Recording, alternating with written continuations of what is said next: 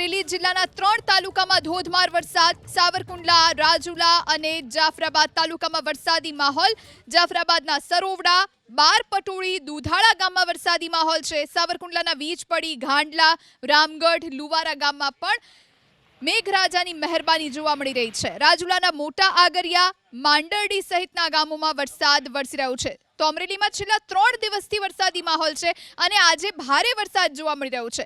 પવનના સુસવાટા વાઈ રહ્યા છે અને વાતાવરણમાં પલટો જોવા મળી રહ્યો છે.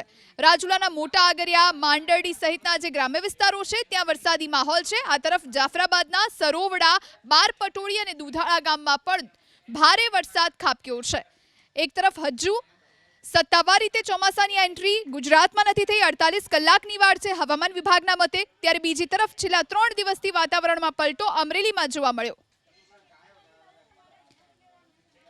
જેતપુરના મામલતદાર MS ભેસાણી આપણી સાથે ફોન લાઈન પર જોડાયા છે. સર, આપનું સ્વાગત છે. અત્યારે ક્યાં ક્યાં કેટલો વરસાદ જોવા મળી રહ્યો છે?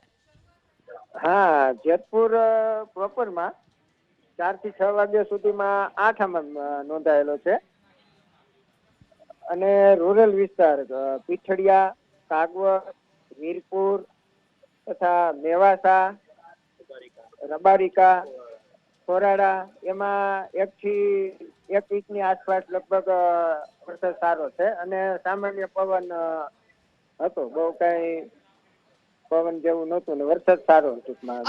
જી ભેસાણા સર, અત્યારે કેવું વાતાવરણ છે? હજુ આ વરસાદી માહોલ જોવા મળશે 1-2 દિવસ? હા, હવે વરસાદી તો ફોરકાસ્ટ તો છે 1-2 દિવસ વરસાદનું આગાહી છે. ક્યાં કેટલો પડે તો હવે પછી ખબર પડે, પણ હવે ટૂંકમાં ધીમો ધીમો રહી જવા પામે છે વરસાદ. જી ઓછો થતો જાય છે. જી આભાર. ગ્રામ્ય પંથકમાં સારો વરસાદ થઈ ગયો છે. બહુ સારા સમાચાર. જી આભાર અમારી સાથે વાતચીત કરવા માટે. તો ભારે પવન સાથે વરસાદ ખાબક્યો છે. અમરેલીની સાથે સાથે રાજકોટના જેતપુરમાં ભારે વરસાદ જોવા મળી રહ્યો છે.